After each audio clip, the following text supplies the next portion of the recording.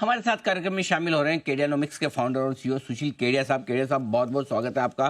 धन्यवाद हमें समय देने के लिए। सुप्रभात। पिछली बार आपसे मुलाकात हुई तो आपने निफ्टी के बड़े बड़े टारगेट दिए थे, सबकी आंखें खुली रह गई एकदम ऐसा। 30,000 निफ्टी। हालांकि आपने ये कहा था कि 23,000 के नीचे जाएगा तो हम अपना कॉल रिवर्स कर देंगे। अब अपडेट दें एक बार, क्या वही टारगेट कायम है, वापस 23,000 के ऊपर भी आया, क्या करना चाहिए? अपनी बात ये हुई थी कि 30,000 निफ्टी का कॉल हम ट्रिगर करेंगे जब 23,500 के ऊपर निफ्टी चली जाएगी। ओके। अब एक सप्ताह में घट के वो लेवल हो गया है 23,500 की जगह 23,370। तो अभी तक वो कॉल ट्रिगर नहीं हुई है, पर वो ओके। कॉल ट्रिगर होगी अगर मेरे सर पे कोई रिवॉल्वर रख दे और बोले कि देख, गोल गोल बात अलाउड नहीं है, एक क्लियर बात करनी पड़ेगी। चाहे टेक्निकल एनालिसिस का शिष्टाचार है कि ब्रेकआउट के बाद ही बोलना चाहिए, पर तेरे को अब भी बोलना पड़ेगा। तो मैं बोलूंगा भैया, ब्रेकआउट आएगा, क्योंकि आज सवेरे भी हमने देश के अंदर जितनी भी इंडेसेस हैं, सेक्टर इंडेसेस, सबको चेक किया और सब चीख रही हैं, सब बोल रही हैं पहले मेरे को ले। तो आना है ब्रेकआउट, और शिष्टाचार कहता है मैडम निर्मला सीतारमन जी का पहले बजट हम सुन लेंगे, और जब तक वो बजट की घोषणा नहीं होती है, चार्ट्स के अंदर अभी भी जगह बनी हुई है। जो बिल्कुल शॉर्ट टर्म ट्रेडिंग करते हैं, टीआर से अनुरोध है मेरे स्क्रीन से निफ्टी की आवरली चार्ट को दिखाएं। अभी भी संभव है आपकी मेरी इतनी बात वार्ता में उत्तेजना हो जाए लोगों को, और 2 घंटे बाद बाजार का कलर ऐसा हो जाए कि बजट जब तक मैडम बोलने के लिए उठे कि वापस 22,800 हो जाए, उसको आप रूल आउट नहीं कर सकते जब तक कि 23,370-75 के ऊपर ये बंद नहीं होता है। 600-700 पॉइंट का मान सम्मान तो हमें बजट को देना ही पड़ेगा। उतनी वॉलेटिलिटी तो रहेगी अनिल जी, बट उसके बाद मुझे लगता है 2025 में हमने अपने निवेशकों को के साथ ये नक्की किया, हमारी संडे को लंबी कॉल होती है, कि हमारा पैसा इस साल उन स्टॉक्स में और सेक्टर्स में रहेगा जहां हमारे पैसे को तगड़ी इज्जत मिले। मतलब आईटीसी पे मैंने आपको बोला था कि 25% मैंने आईटीसी में एसआईपी कर दूंगा, सिगरेट पीना छोड़ दूंगा। सिगरेट तो पीनी छोड़ दी, पर आईटीसी की एसआईपी बंद। वो 25 से 30% रिटर्न देगी। 100%, 200%, 250% रिटर्न देने वाले स्टॉक्स में पैसा लगाना है। 200-250% रिटर्न इसी साल में? सर, गधे चलेंगे, घोड़े तो चलेंगे, गधे भी चलेंगे। हम्म। तो 250% तो घोड़े भाग जाएंगे, गधों की तो सोचो कहां तक जाएंगे। तो इतने कॉन्फिडेंस की वजह क्या है? मतलब कि आज वैसे देखा जाए तो स्ट्रीट पे आप जानते हो केड़े साहब की माहौल बड़ा खराब है। सबके मुंह उतरे हुए लटके हुए हैं। सबको लगता है कि पता नहीं बजट के बाद कहीं 21,000 ना आ जाए, ये नहीं हो जाए, वो नहीं है। लेकिन आप अकेले इतने मजबूत और कॉन्फिडेंट दिख रहे हैं, इसकी क्या खास वजह? तो देखिए, ऐसा हम इतिहास को स्टडी करते हैं, और कॉन्फिडेंस स्टडी करने के बाद आती है। जो मेरी पिछली बार लाइन अधूरी रह गई थी कि ज्ञान कॉन्फिडेंस के लिए जरूरी नहीं है, ज्ञान के परे जाना पड़ेगा। और इस वक्त जो सामान्य ज्ञान है ना, बाजार घट गया है। 26,000 पे जब अपनी बात होती थी अनिल जी की 23,000 हो जाएगा, तो कैसी शक्ल बना रहे थे लोग। एक कॉमन सेंस से बड़ा कोई सेंस नहीं है। कोई एनालिसिस, फंडामेंटल टेक्निकल, कोई भी कॉमन सेंस से बड़ी नहीं है। कॉमन सेंस क्या है? जब कोठियां नीलाम हो रही होती तो कौन बेचता है और कौन खरीदता है? खरीदता हुआ जिसके पास पैसे हैं और जो पैसा बनाएगा।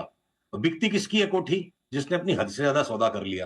तो आज अगर कोई की कोठी नीलाम हो रही है, उन्होंने गलत सौदा गलत टाइम पे कर लिया। अब यहां से घूमेगा बाजार, ऐसा हमारा अनुमान है। नहीं घूमेगा, हमारा स्टॉप लॉस लगेगा। तो अगर मैं कॉन्फिडेंस का आधार बताऊं, अगर मैं खोजता रह गया कि कौन से ऐसे सेक्टर्स हैं जिनमें मैं शॉर्ट करके पैसा कमा लूं, तो जिस आईटी सेक्टर के ऊपर में भी मैं बुलिश नहीं हूं, वो इंडेक्स भी बोलती है 10% यार मैं भी बढ़ सकती हूं, तो तू ओवर कॉन्फिडेंट होकर आईटी भी शॉर्ट मत कर। फिर मैंने आईटी सेक्टर के अगर अंदर जाके देखा एक एक स्टॉक को, तो बिरला सॉफ्ट जैसी जो छोटी चार्ट है, वो बोलती है छोटा स्टॉक जो है वो 2.5 गुना होने को रेडी है। अगर एलटीएम और आपके एम्फेसिस बीएफएल, ये भी यहां से 1.5 गुना 2 गुना हो सकते हैं थोड़े पुल बैक के बाद में। तो जो छोटे वाले आईटी स्टॉक्स है वो भी अगर फटने को रेडी है, तो अनिल जी, मैं अगर जाके ढूंढता हूं कि कौन से ऐसे सेक्टर है जिसको मैं बेच के पैसा कमा लूं, और एक भी नहीं मिल पा रहा है, तो फिर टेढ़ा काम करने की जरूरत क्या है? जहां ऐसे भी सबकी कोठियां नीलाम हो रही है, घूम जाएगा अगर बाजार 23,300 के ऊपर चला जाएगा, लोएस्ट भाव पर स्टॉप लॉस लगा के सौदा करेंगे। क्योंकि आज हमने आपको प्रली जी खास देखिए, जी। बाकी क्या है ना, कारण बनते जाते हैं। जैसे जैसे कारवां निकलते जाएगा, लोग जुड़ते जाएंगे, फिर वो बुद्धिजीवी भी सारे ना, उनके पास एक्सप्लेनेशन आ जाएगा। हम्म। आज की तारीख में सारी संभावनाएं खुली हैं, पर आने वाले समय में अगर डॉलर इंडेक्स 10-12% घट गया और हमारा रुपया 15% मजबूत हो गया, तो निफ्टी तो 25-30% ऐसे माहौल में ऐसे ही बढ़ जाती है। अभी होगा कि नहीं होगा वो तो होने के बाद पता चलेगा, पर उसकी संभावना है। अगर यूएस इंटरेस्ट रेट्स अगर पीक आउट अब हो रहे हैं, हमने जब ये कॉल लिया कि यूएस इंटरेस्ट रेट से एक तरफा बढ़ेंगे, तो वैसे शक्ल बनाई लोगों ने। तो इसीलिए मैं कहता हूं कि अक्कल बड़ी की भैंस, ये सवाल ही गलत है। जिसकी लाठी उसकी भैंस। जिस लाठी किसके पास है? बाजार के पास है। तो अपनी अक्कल को छोड़ो, बाजार के साथ हो जाओ। अक्कल बड़ी की भैंस वाला फंडामेंटल एनालिसिस नहीं है। हम्म, वो पता नहीं फंडा का मेंटल है, वो फंडामेंटल एनालिसिस नहीं है। असली फंडामेंटल ये है जिसकी लाठी उसकी भैंस। बाजार का हम्म, मोमेंटम जिस तरफ है वही बाजार का फंडामेंटल है। तो अगर आपके यूएस इंटरेस्ट रेट सब यहां से अगर कट डाउन आने लग जाए, एक तरफ डॉलर भी घटेगा, एक तरफ इंटरेस्ट रेट्स भी घटेगी, संसार में कोई ना कोई ऐसी एसेट्स है जिसको एक्सप्लोड करना पड़ेगा। हो सकता है क्रूड ऑयल एक्सप्लोड कर जाए, हो सकता है इमर्जिंग मार्केट एक्सप्लोड कर जाए, जिसमें कि इंडिया का मार्केट सबसे आगे बढ़े। तो अभी थिंकिंग कलर्ड है, ट्रंप साहब आ गए हैं तो वो टैरिफ बढ़ा देंगे। पॉलिटिक्स के अंदर में जो बोला जाता है वो किया जाता है क्या? ट्रंप ने बोल दिया मैं टैरिफ बढ़ाऊंगा तो बढ़ जाएंगे। तो बाजार क्या बोल रहा है मैं वो सुनूंगा, डोनाल्ड ट्रंप क्या बोल रहा है मेरे को नहीं सुनने का है।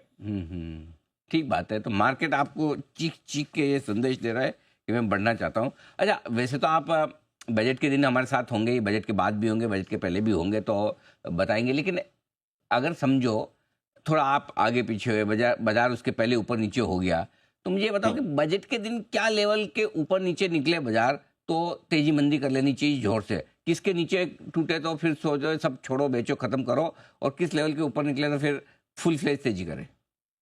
तो मोटी मोटी बात ये अनिल जी, 23,400 के ऊपर जाने के बाद ना मैं टीवी को म्यूट कर दूंगा कि हम्म, जो सुनना था बजट बाजार ने सुन लिया है। 23,400 के ऊपर निफ्टी गई, उसके बाद जो जो खरीदना एक तरफा खरीदते चले जाओ, उसमें स्टॉप लॉस डाल दो।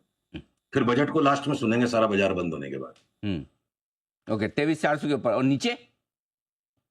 चैनल ये वही 22,700 की जगह देखिए, इतना मान सम्मान तो बजट मांगता है। निफ्टी नॉर्मल दिन भी 300 पॉइंट की फ्लक्चुएशन दे देती है। 10 दिन पहले क्या हुआ, 300 पॉइंट नीचे, 300 पॉइंट ऊपर, फिर वापस 300 पॉइंट नीचे, 1000 पॉइंट दिन भर में चेंज हो गया। तो नॉर्मल दिन से बजट के दिन अगर डबल वॉलेटिलिटी में पकड़ू भाई, 22,700 के भी अगर नीचे बाजार चला जाता है तो फिर हमें सारी चार्ट्स को दोबारा देखने की जरूरत है, सोचने की जरूरत है क्या हो गया हमारे साथ। बहुत सारे ऐसे सेक्टर्स है जो चिल्ला चिल्ला के बोल रहे पैसा, 10% वाले को तो आप गिन ही रहे हो, बोले ये तो ऐसा आते जाते रहता है।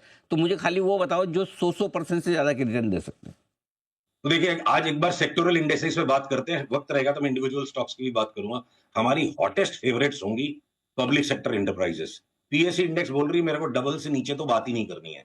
डिफेंस और रेलवेज के स्टॉक बोलते हैं, फिर अगर ब्रॉड पब्लिक सेक्टर डबल हो जाएंगे तो हमको तो तुम 250% पकड़ लो।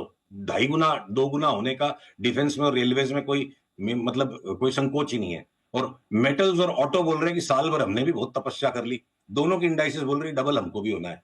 और रियलिटी इंडेक्स बोल रही है फिर हमारे अंदर क्या कमी, वो भी 2.5 गुना हो जाएगी। इंडेक्स 2.5 गुना की मैं बात कर रहा हूँ। तो बॉम्बे डाइंग जैसा स्टॉक 3 गुना हो जाए और शोभा 3 गुना हो जाए तो कोई बड़ी बात नहीं है। आपकी गोदरेज प्रॉपर्टीज और डीएलएफ 75-75% बढ़े, छोटे वाले ज्यादा बढ़ जाए। एफएमसीजी इंडेक्स बोलती है भाई सारे बाजार में इतनी तेजी तो 50% तो मैं भी बढ़ जाऊंगी, एफएमसीजी भी 50% बढ़ जाएगा। कमोडिटी इंडेक्स 75%, उस तरह की तेजी हमें लगती है। बैंक इंडेक्स भले म्यूटेड रह जाए कि निफ्टी बढ़े 30% और बैंक इंडेक्स बढ़े 25%, तो उसमें HDFC bank, ICICI bank, Kotak Mahindra ही आपको देंगी धोखा। क्योंकि बिना मेहनत के, बिना दिमाग लगाए बस पॉपुलर स्टॉक्स ले लो, पैसा बनेगा, नहीं बनेगा। सबके पास है वो स्टॉक्स। स्मॉल फाइनेंस बैंक्स, छोटे वाले पब्लिक सेक्टर बैंक्स, और जिन बैंक्स ने आज तक खाली तड़पाया है, तरसाया है, आरबीएल और बंधन बैंक, ये सब डबल ट्रिपल हो जाएंगे। तो थोड़ा अनयूजुअल हटके चार्ट्स का स्प्रेड दिखता है। और अभी तो बाजार में भाई एक तरफा तेजी, लाख रुपए के ऊपर सेंसेक्स और 30,000 के ऊपर निफ्टी साल भर में आ जाए तो बिल्कुल भी मैं आश्चर्यचकित नहीं होऊंगा। और 22,700 टूट जाएगा तो वही घोड़ा वही मैदान, फिर दोबारा चार्ट्स को रिव्यू करेंगे। भाई साहब से अब मैडम भले इनकम टैक्स में कटौती कर दे, हम्म, कैपिटल मार्केट की बड़ी कंप्लेंट्स हैं उनको थोड़ा एड्रेस कर दे, उससे ज्यादा हो सकता है अनएम्प्लॉयमेंट के ऊपर बहुत बड़े कुछ ऐसे मेजर्स नजर आएंगे जहां सीरियसनेस नजर आए गवर्नमेंट की। बहुत बड़ी रेलवे और डिफेंस की स्पेंडिंग आ सकती है। तो वेट एंड वॉच करते हैं। शक्ल तो मैं नहीं पढ़ सकता मैडम की, चार्ट्स बताती हैं कि किसी न किसी को ये अनुमान है कि ये बजट जो है ना गेम चेंजर हो सकता है हमारे लिए। देखो सर, ऐसा है कि बंधन बैंक, आरबीएल जैसा आप बोले 2 से 3 गुना, अगर ये हो गए तो पैसे तो किसके कितने बनेंगे पता नहीं है। लेकिन एक चीज़ बताओ, आपको दुआएं बहुत मिलेगी।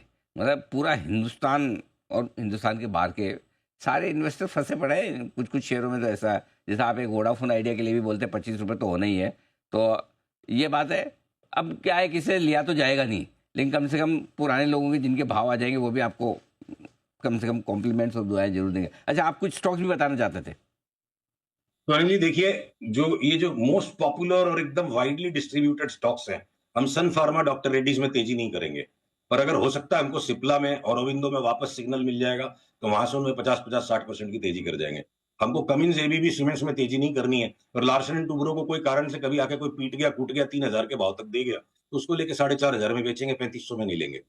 तो जो एकदम ही पॉपुलर स्टॉक्स है, रिलायंस को कोई लेना नहीं चाहता है, वो लगता है 50% बढ़ेगा। लीवर को कोई लेना नहीं चाहता, वो 50% बढ़ेगा। टाटा स्टील को लेने की बात करने पे लोग ऐसे देखते हैं पागल खाने से छूट के आया है, तो हम जरूर लेंगे। तो बेसिकली क्या है ना, अनपॉपुलर ओपिनियन जिसको बहुत पनिशमेंट और सजा मिल गई है साल भर में, वो सब कुछ आप ले लो। डिफेंस के अंदर में, रेलवेज के अंदर भी अब आपसे 6 महीने पहले बात होती थी कि बहुत गहरा करेक्शन आएगा, तो ऐसी ऐसी नजरों से लोग देखते थे ना कि पता नहीं ये रांची से छूट के आया, कहां से छूट के आया। अब उनके बारे में कोई बात नहीं कर रहा है। तो ये सारे के सारे स्टॉक्स आप ले लो। 1 साल हो गया, ठंडे पड़ गए बिल्कुल रियल्टी के स्टॉक्स। कोई सा ही रियल्टी का स्टॉक ले लो, वहां कोई भी अपवाद नहीं है। कोई सा ही मेटल का स्टॉक ले लो, वेदांता को छोड़ के कोई अपवाद नहीं। हिंदुस्तान जिंक और हिंदुस्तान कॉपर डबल होने को तैयार बैठे हैं।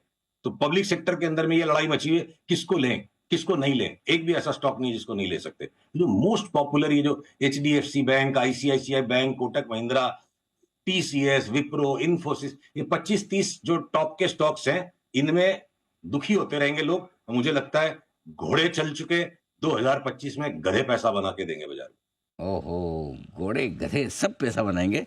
चलिए बढ़िया, आप और हम तो इंसान हैं तो हमें तो बनाना ही चाहिए।